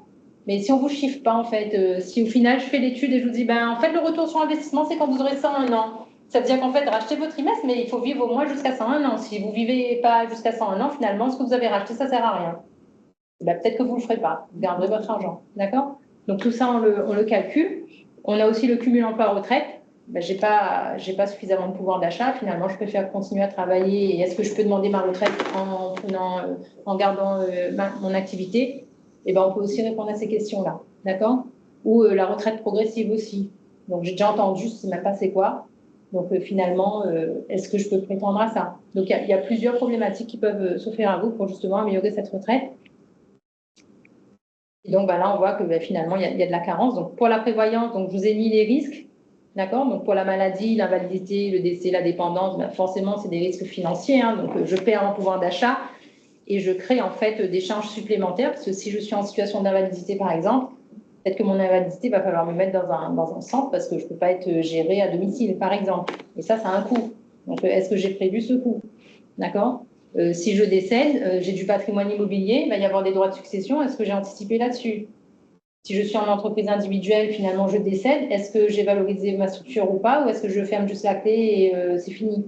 Si il décède, ça peut être pour débrouiller. Eh ben, il y a des gens comme vous qui raisonnent comme ça, il y en a d'autres qui n'ont pas du tout. Chacun est libre d'avoir ses priorités de vie. Non, mais après, c'était la formulation. Oui, non, mais je sais, c'était pour dire, c'était un petit clin d'œil, mais c'est vrai que la question se pose. Bien sûr. Parce que si on a des descendants, etc., il y a quand même des charges qui continuent à impacter l'entreprise. Tout à fait. Si on n'a pas fait les choses correctement, du coup, il faut. Mais je sais. Oui, c'était positif. Mais je vous dis qu'il y en a qui raisonnent vraiment comme vous sans humour. Hein. Oui, mais il y en a, ils sont vraiment comme ça, ils vont vous dire j'ai trimé pour arriver à là. Et finalement, ils n'ont qu'à faire pareil. Quoi, hein. Moi, je meurs, je ferme mes yeux, je suis plus là, donc ils se débrouillent. Quoi, hein. Il y en a d'autres qui vont être plutôt sensibles en se disant ah bah non, jamais. Déjà, le patrimoine, c'est moi qui l'ai mis là. En plus, si finalement, au lieu d'être un confort pour eux, c'est un inconvénient de gestion, etc. Et puis, eux, finalement, ils se retrouvent à avoir plein d'impôts à payer, etc. Ils n'étaient pas préparés à ça. Donc, tout ça, ça s'anticipe aussi. Et puis, vous avez la rédaction des clauses bénéficiaires qui reste importante sur la prévoyance. Donc, j'insiste parce que nous, on est aussi un organisme qui couvre donc, sans désaccord de branche professionnelle. Donc là, je parle plutôt sur le côté salarié, par exemple. Mais ça peut être aussi le cas pour les chefs d'entreprise. Il peut y avoir des gens qui ont, à l'époque, mis des clauses bénéficiaires. Entre-temps, ils divorcent. Ils ont nommé le bénéficiaire. Donc là, ils n'ont pas mis conjoint. Ils ont mis le nom, prénom, la date de naissance de la personne et ils n'ont pas changé. Ils ont divorcé. Et problématique, le jour où la personne décède, la clause n'est pas changée, le conjoint actuel ne comprend pas. Hein. Ou même les enfants, des fois on a des difficultés à retrouver les bénéficiaires. Donc on peut avoir des enfants de lits différents aussi, donc ça peut être des problématiques, que ce soit à titre individuel ou collectif en fait, hein, même sur l'entreprise. Donc moi, ça m'est déjà arrivé d'avoir un chef d'entreprise qui vient me voir en me disant tous ces enfants sont en train de m'appeler, mais le problème c'est qu'il a 3 femmes et moi j'arrive pas à comprendre en fait. Je dis monsieur, là vous allez voir le notaire, c'est pas de votre sort, mais c'est important en fait. Si vous avez des salariés, c'est important aussi si vous avez mis des dispositifs en place de vous assurer en fait que leur clause bénéficiaire soit à jour. Même si c'est pas votre rôle, mais en conseil, en tant que bon chef d'entreprise, c'est bien de sensibiliser aussi sur cette partie-là, même pour vous d'ailleurs. Donc attention, je t'ai mis un risque sur la désignation des bénéficiaires désirés si la clause n'est pas adaptée suite à un changement dans la vie privée. Et puis, pour la retraite, donc quels sont les risques? Donc, le nombre de trimestres, forcément, c'est le paramètre le plus important pour le calcul de la retraite. Donc, aujourd'hui, pour les générations qui sont nées à partir de 1968, en tout cas, on nous demande d'avoir 172 trimestres cotisés. Ça représente 43 ans de carrière. Donc, déjà, vous pouvez faire le calcul par rapport à votre âge et est-ce que vous avez déjà travaillé? Est-ce que vous y êtes ou vous n'y êtes pas? Et puis, la question peut se poser aussi, en fait, combien de revenus je dois avoir pour avoir 4 trimestres par an? Les trimestres, ça ne se valide pas sur la durée, ce n'est pas du 1er janvier au 31 décembre. C'est le montant du revenu que vous allez déclarer qui va générer vos trimestres. Donc, à titre d'exemple, pour 2024, il faut avoir 6 990 € minimum de revenus. Ça validera 4 trimestres. Sur l'année. Vous pouvez travailler 1 mois et faire 6 990 € et le reste du temps ne pas travailler. Vous aurez vos 4 trimestres. Par contre, je ne suis pas en train de vous dire de faire ça. On est d'accord. Parce que ça veut dire que votre couverture sociale sera basé sur un revenu à 6 990 €. Donc, si je suis en arrêt maladie, je serai couvert à 50% de 6 900.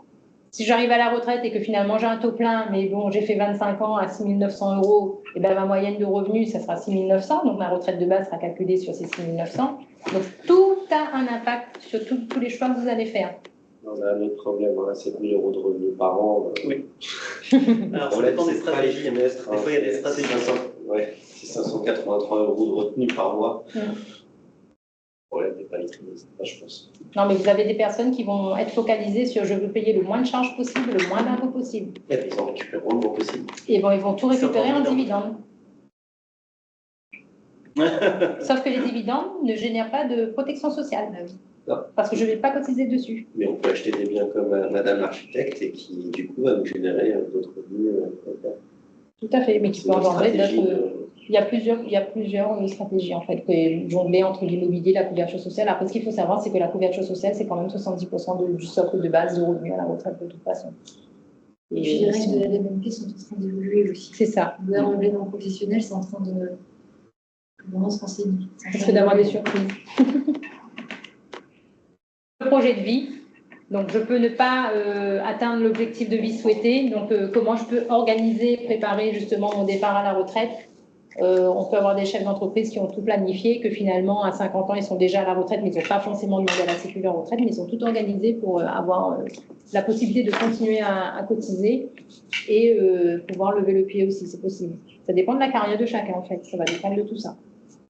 Mais ça se prépare. Voilà, donc moi j'arrive à la fin de la séance, donc j'espère que ça vous a plu. Donc si vous avez des questions, je suis disponible. Alors, on va peut-être commencer, si vous avez des questions dans la salle, le temps que ceux qui sont donc, en distanciel me signalent en levant la main, qui sont des questions. Peut-être mettre l'affichage des...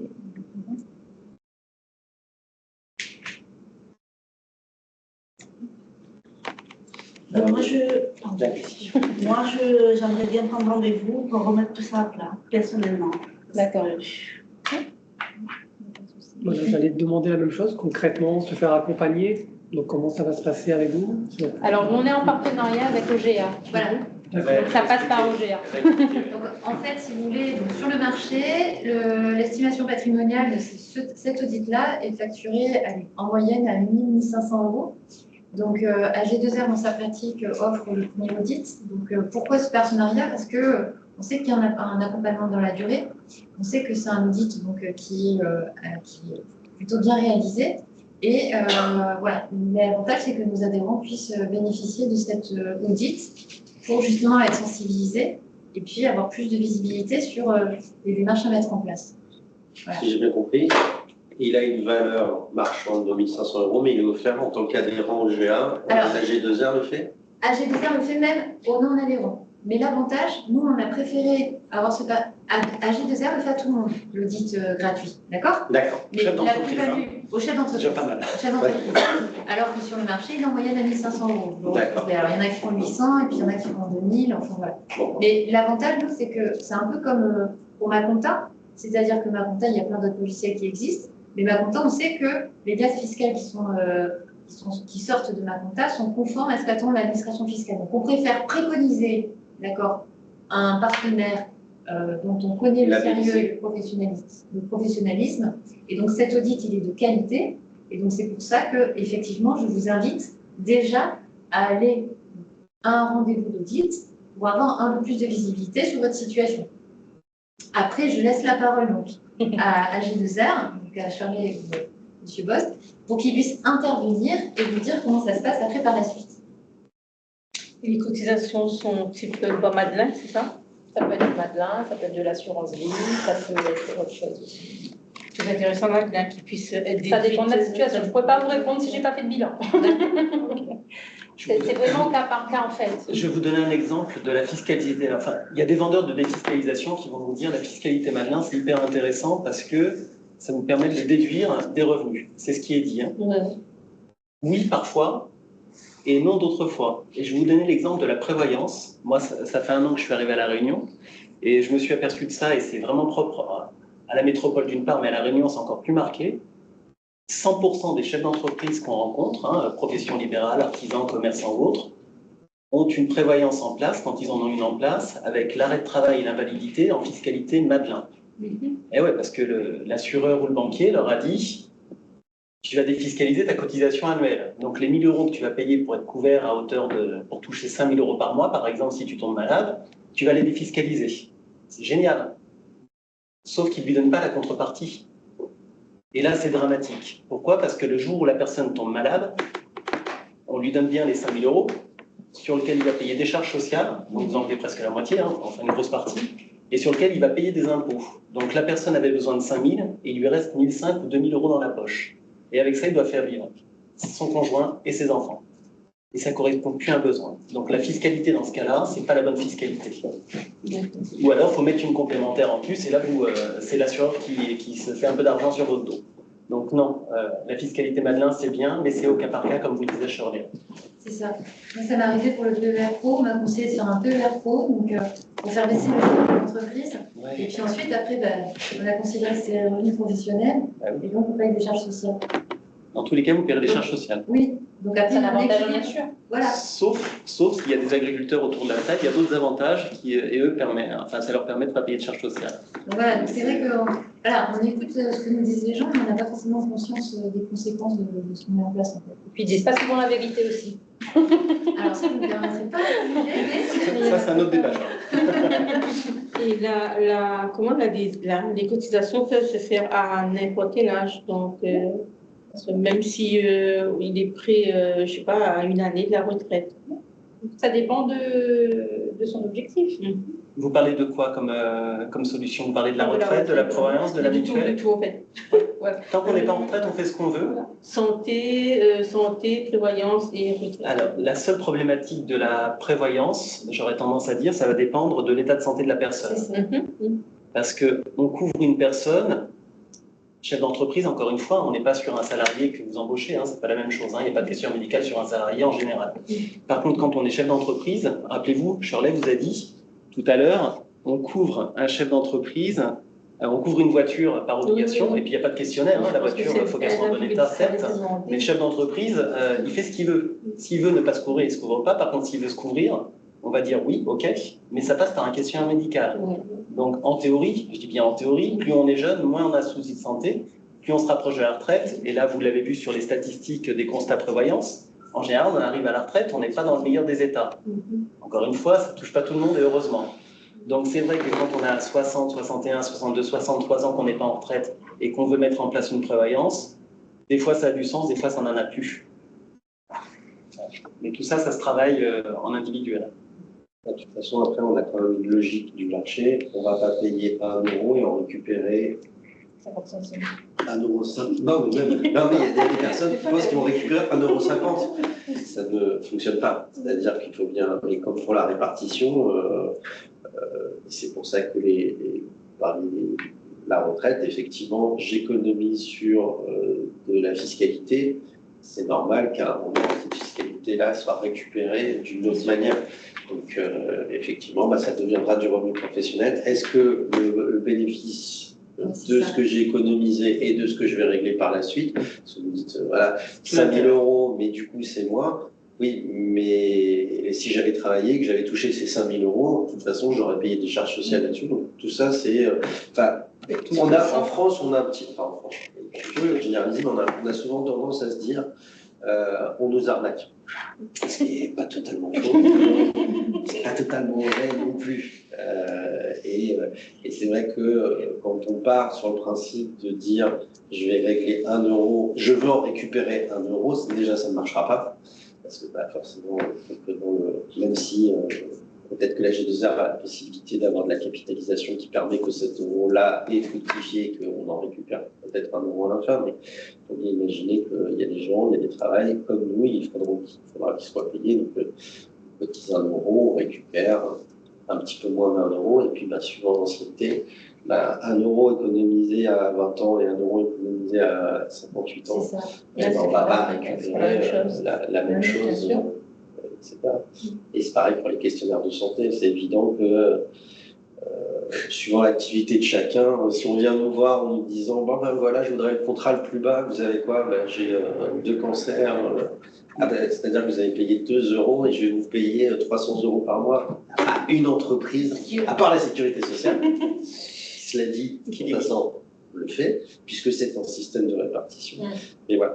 Moi, j'avais des questions techniques. Vous avez mis salaire revenu médian, revenu moyen. C'est quoi la différence? Je ne me rappelle plus. J'ai les études devant le temps. Alors, le revenu moyen, c'est la moyenne des revenus. Alors, versé sur l'ensemble, c'est la première, c'est dans les premières diapos. C'est bon. Et parce que les montants étaient passés de 1100 à 1800.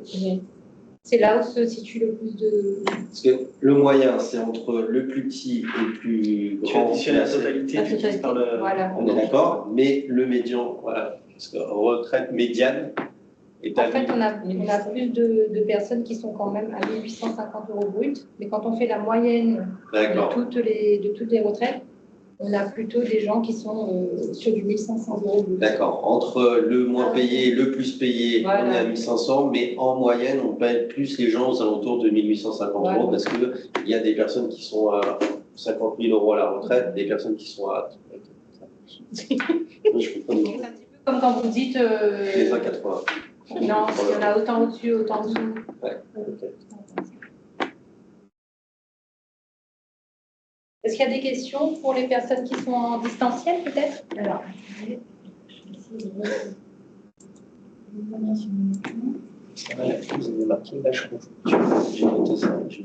Alors ça, c'est hyper intéressant. Cette planche-là est hyper intéressante et elle ne va pas assez loin. Le système de retraite en France, il a été fait après-guerre. Ouais. Hein, okay. À l'époque, on avait 4 actifs pour un seul retraité. Donc, l'équilibre se voulait être de 4 actifs pour un retraité. En 2040, on va être aux alentours de 1 actif pour 4 retraités. C'est l'inverse. Et d'où toutes ces réformes. Hein. Ce n'est pas un hasard qu'on ait autant de réformes. Et j'aurais tendance à dire, et je vais me mouiller, les réformes, elles ne sont pas assez costauds. Alors ça m'ennuie comme vous, hein, mais elles ne sont pas assez costauds pour tenir l'équilibre dans le temps. Aujourd'hui, les caisses sont presque vides. Parce qu'on travaille de moins en moins longtemps et on vit de plus en plus vieux à la retraite. Donc il y a un vrai déséquilibre entre les actifs et les retraités, mais il y a un autre déséquilibre sur la durée de vie au travail. On rentre après nos études, on en parlait tout à l'heure derrière, plutôt à 22, 23, 24, 25, 26 ans maintenant dans la vie active, et on veut partir à 62, enfin à 64 ans maintenant, parce qu'ils ont allongé. Mais ce n'est pas suffisant pour vivre, pour payer les retraités. Hein. Mais l'économie elle évolue aussi, le revenu du capital aujourd'hui a une plus grande importance que l'avait par le passé après-guerre où on était 80% d'agriculteurs, où effectivement c'était logique de prendre un quart de votre salaire qui allait permettre de servir le quart qui ne travaillait pas. Aujourd'hui, l'inversement effectivement a eu lieu, mais les revenus du capital représentent aujourd'hui pratiquement 70% du PIB. Ouais. Ça commence à être beaucoup d'argent qui n'est pas peu taxé, peu fiscalisé, et qu'aujourd'hui, c'est peut-être le système de répartition est peut-être toujours aussi intelligent, mais c'est peut-être son financement qu'il faut repenser. Après, c'est par rapport à... Voilà, c'est politique. Hein. Non, mais soit il y a du financement par des cotisations, effectivement, soit il y a du financement par l'allongement de travail. C'est la version. Mais de toute façon, il joue sur toute... Vous savez, on est passé des 10 meilleures années aux 25 meilleures années. Donc, on a lissé vers le bas les retraites des Français aussi. Complètement. C'est complètement fou. Mais oui, mais parce que là, encore une fois, c'est ce que je disais tout à l'heure, on ne peut pas espérer d'avoir un actif qui paye pour 4 en se disant ça fonctionne. Impossible. On est tout à fait d'accord. On a eu le baby boom et on est dans le papy boom là. Donc du coup, forcément, quand il y a eu le baby boom, on n'a pas anticipé de se dire tous ces gens-là, ils vont vieillir à un moment donné et on en fait quoi. Ouais, mais ça ne veut pas dire que notre réflexion n'est pas poussée sur le financement. Mais encore une fois, c'est politique dans le sens philosophique du terme. L'argent, il y en a. Je me permets de vous interrompre juste pour peut-être céder la parole aux personnes qui sont en distanciel. N'hésitez pas à ouvrir vos micros. Au pire, il y aura des interférences si vous êtes deux à nous en même temps. Donc, voilà, la parole vous est donnée hein, si vous voulez poser des questions. Moi, j'en ai une. Donc, quelqu'un qui concrètement a une activité salariale, une activité entrepreneuriale, parce que ça peut arriver hein, d'avoir les deux, et qui a de gros problèmes de santé, concrètement, ça vaut le coup de continuer l'activité salariale puisqu'il y a le système de protection complémentaire, tout ça. Mais en termes professionnels, sur une vie, concrètement, dès qu'on a des problèmes de santé, on est d'accord que ça devient un peu compliqué de s'assurer. En solution complémentaire, c'est compliqué. Par contre, on peut dire ce qu'on veut, mais la sécurité sociale, comme on le disait tout à l'heure, en fait, on a quand même un socle de base. Donc l'avantage, c'est que la Sécu, même si ce n'est pas à la hauteur de nos attentes, va quand même nous couvrir. Après, si on a un statut de salarié, moi j'ai le cas d'un client qui est indépendant et qui a eu des gros problèmes de santé, et ben, il a diminué son activité indépendante et il s'est mis salarié dans un domaine d'activité où il y a une très bonne convention collective pour le coup et ce n'est pas soumis à questionnaire de santé. Donc du coup, d'office, il est couvert. Donc quand on est dans des problématiques comme ça, il est préférable de garder en fait cette couverture sociale, même si à côté je paye des charges sociales en plus, mais la santé n'a pas de prix. Donc je pense qu'à un moment donné, il faut trouver le juste équilibre et se dire voilà, si vraiment il m'arrive quelque chose parce que j'ai la santé fragile, est-ce que j'ai pas plutôt intérêt à assurer mes arrières en me disant quoi qu'il en soit, même si quitte à payer plus cher, je sais qu'au niveau du risque, je suis quand même bien couvert parce que j'ai une bonne convention collective, parce que finalement j'ai la partie sécu, etc. Alors que si je me dis finalement non, je vais tout laisser, je vais rester indépendant, ça va être compliqué de pouvoir assurer la personne. Et après, encore une fois, chacun a sa propre vision des choses. Hein, pour autant, on peut avoir un chef d'entreprise qui dit moi ma santé n'a pas de prix, et un autre qui dit je m'en fous, si je suis malade, je suis mort. Chacun décide. Non, mais c'est vrai que le côté salariat peut aussi expliquer pourquoi certains chambres d'entreprise basculent dans le salariat à un certain âge, parce qu'il y a des problèmes de santé. Après, j'ai une autre question à vous poser. Est-ce que vous avez des relations privilégiées avec tout ce qui dit CGSS, etc. Est-ce que votre rôle, c'est de conseiller et ensuite le cotisant, enfin, je ne sais pas, votre assuré doit entamer les démarches, ou est-ce qu'il y a, voilà, est-ce que vous êtes facilitateur? Alors, on ne peut pas se substituer aux assurés. Donc, par exemple, si on fait une analyse du relevé de carrière et on constate qu'il y a des anomalies, on va l'accompagner en lui disant, voilà, il faut prendre contact avec tel ou tel organisme, donc là, c'est pas normal, il va falloir récupérer des pièces, etc., pour rajouter au dossier. Mais c'est à l'assuré de faire sa démarche individuellement. On n'a pas le droit, en fait, de le faire à sa place. Juste, je fais juste une petite parenthèse, parce que j'ai un partenariat, enfin, OG a un partenariat avec Adesso Retraite. Alors, ça fait rire Monsieur Fouché, mais pour le coup, vous avez un tarif sur tout ce qui est calcul des dossiers et accompagnement. Donc, c'est plusieurs services. Donc, comme c'est complémentaire avec justement avec des je me permets de vous en parler. Voilà. D'accord. Adesso Retraite. C'est Adam Joker. Et si jamais on a les 172 trimestres avant l'âge réel de la retraite qui est 64 ans. C'est bien déjà. Est-ce qu'on peut partir à 62 ans, à 72 si vous avez validé un certain nombre de trimestres avant un certain âge, on peut avoir effectivement une éligibilité à la carrière longue, d'accord? Mais si je ne suis pas dans le dispositif de la carrière longue pour X raisons et que finalement j'ai quand même mon nombre de trimestres, je ne peux pas dire si j'en ai 180, j'ai 8 ans trop, donc je vais partir 2 ans avant. Ça ne marche pas comme ça. Il faut attendre l'âge égal. Ça veut dire quoi, dispositif? Excusez-moi, je fais ma candide, mais comment? Dispositif longue carrière. Alors, carrière longue, je donne un exemple tout simple, 5 trimestres avant 20 ans. Ça veut dire quoi? Ça veut dire que j'ai le droit de partir avant l'âge légal. C'était ça la question. On peut partir 2 ans. Donc voilà, donc si j'ai travaillé 5 trimestres avant 20 ans, oui, je peux partir plus tôt 2 ans avant. 2 ans avant. Anticiper. Voilà. Quel que soit le domaine? Oui, du moment que sur la carrière, vous avez validé. Alors, attention, parce que sur les relevés de carrière, par exemple... Il n'y a pas que les 5 trimestres. Il y a Voilà. Vous avez toute la carrière, en fait. Des fois, vous avez des trimestres qui sont générés, par exemple, par rapport aux enfants, par rapport au chômage. Donc, tous les trimestres ne comptent pas forcément en fonction de comment ça a été cotisé. Par exemple, pour le chômage, vous avez uniquement 4 trimestres qui sont acceptés pour le dispositif de la carrière. Donc, ça veut dire que si j'ai mon nombre de trimestres quand je pars, mais que dans le nombre de trimestres total, j'ai 8 trimestres de chômage, j'ai 4 trimestres de trop en chômage, donc je ne suis pas éligible, même si j'ai eu 5 trimestres avant 20 ans, par exemple. C'est un site internet qui est vachement bien fait. Vraiment, vous mettez vos coordonnées et ça vous sort tout de suite, et notamment sur les périodes où il y a des soucis, ça passe en orange. Mon relevé de carrière, je crois que c'est l'info retraite aussi. Ouais, voilà, c'est vraiment internet, clic-clac, et c'est par l'État, et vous rentrez. C'est là où on voit les erreurs. Voilà. Oui, aussi, oui. Ils ne sont pas tous. Non, j'ai l'impression qu'il y a des choses. Non, mais du coup, on a quand même une première vision. Et vous avez fait la même carrière du début, pratiquement du début jusqu'à la fin? Non, pas depuis le début. J'ai commencé avant 20 ans, travailler en tant qu'esthéticienne. Okay. J'ai dû faire 1 an à peu près. Ouais. Est-ce que ça va compter? Déjà 4 trimestres. Si vous avez cotisé, un petit peu plus. C'est la 5 trimestres, si tu veux. C'est ça. Si vous avez cotisé, ça dépend le revenu sur lequel vous avez cotisé aussi.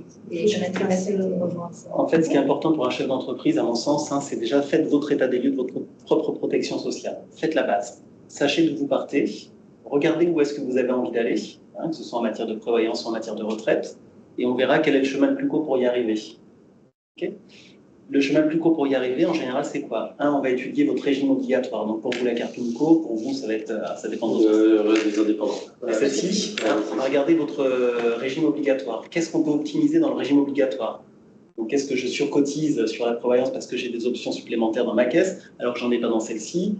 Est-ce que je surcotise sur la retraite parce qu'il y a une option hyper intéressante dans ma caisse? On va étudier cette partie-là. Une fois qu'on a étudié cette partie-là, ça suffira ou ça suffira pas. Si ça ne suffit pas, on regarde les tâches supplémentaires avec des solutions. Vous avez parlé du PER, mais il n'y a pas que le PER, effectivement. Il y a la retraite assurance vie, il y a l'épargne, il y a la prévoyance, il y a la santé. Donc, on va venir compléter le manque par rapport à votre besoin, ou en tout cas par rapport à votre souhait. Et après, on verra si ça rentre dans votre capacité d'investir ou pas investir. Mais dans l'ordre, déjà, faites votre état des lieux. Si vous n'avez pas d'état des lieux, vous marchez sur un sable mouvant. Il faut avoir déjà des fondations solides. Une fois qu'on a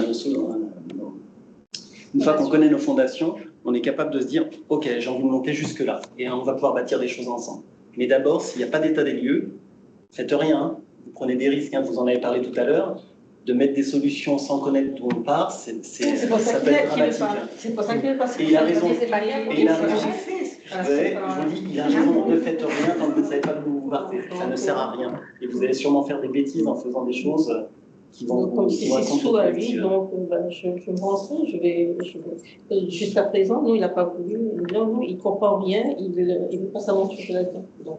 Un autre avantage des chefs d'entreprise, c'est que vous êtes libre de définir vos rémunérations. Alors, il faut qu'il y ait un peu de business quand même, mais vous êtes capable de définir une...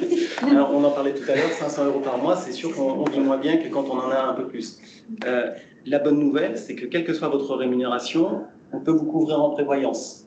Hein, que je gagne 100 000 € par an ou 20 000 € par an, on a un contrat qui permet de couvrir un minima à hauteur de 40 000 € par an, sans qu'on vous ennuie à vous demander vos revenus.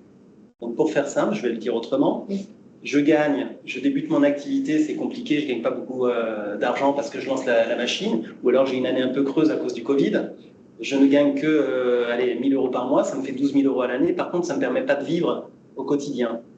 J'ai le droit de me couvrir, et c'est un des cas particuliers chez nous, c'est qu'on a un contrat forfaitaire qui dit peu importe vos revenus, on est capable de vous donner à peu près 3 500 € par mois si vous tombez malade. On est capable?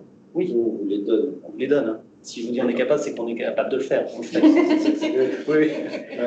En gros, on vous couvre jusqu'à un plafond sécu. Le plafond sécu, ça doit être 46 000 €. Hein, c'est 46 000 € à l'année.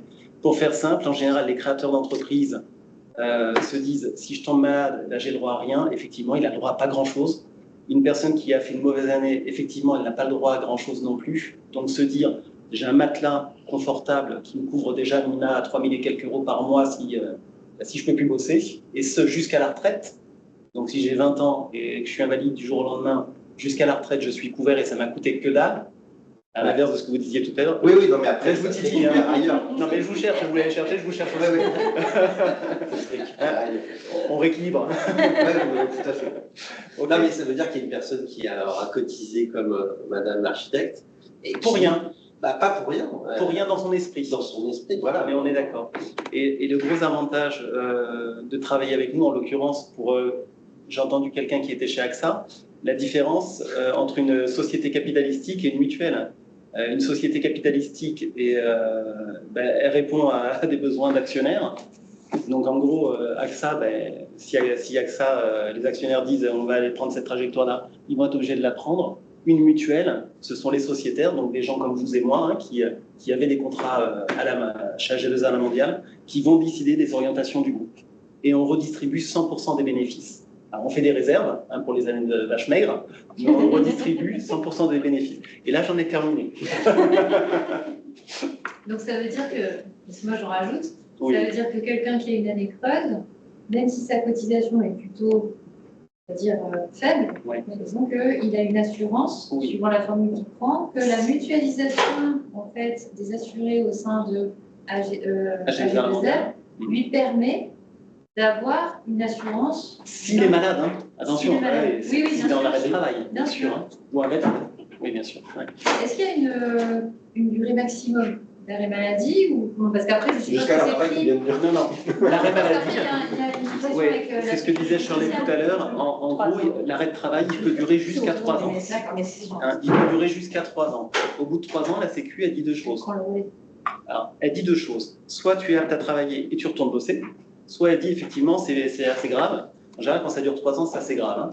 Hein. Et auquel cas, on va te mettre en invalidité. Donc, il y aura une rente invalidité par la Sécu et on viendra compléter à hauteur du besoin et non pas forcément du revenu. Hein, c'est pas parce que je gagne 100 000 € que j'ai besoin de 100 000 € pour vivre. Peut-être que 60 000 me suffit. Non, mais c'est des questions qu'on se pose mal. Mais nous, on vous les pose. Mais lors de l'audit, toutes ces questions auxquelles vous ne pensez pas, on vous les pose et vous met en réflexion. Et une fois que vous avez ça travaille. Suivant ce que je veux toucher, je cotiserai plus moins. Bien sûr. Et puis la différence avec un salarié lambda qui n'est pas chef d'entreprise, c'est que le salarié est couvert à hauteur de son revenu. Le chef d'entreprise décide. Il décide de ne pas se couvrir, ce qui est dramatique parce que c'est le pilier en général du foyer, où il décide de se couvrir à hauteur de ce qu'il veut. pas forcément à hauteur du maximum de ce qui touche. Donc c'est la liberté de piloter soi-même sa protection sociale.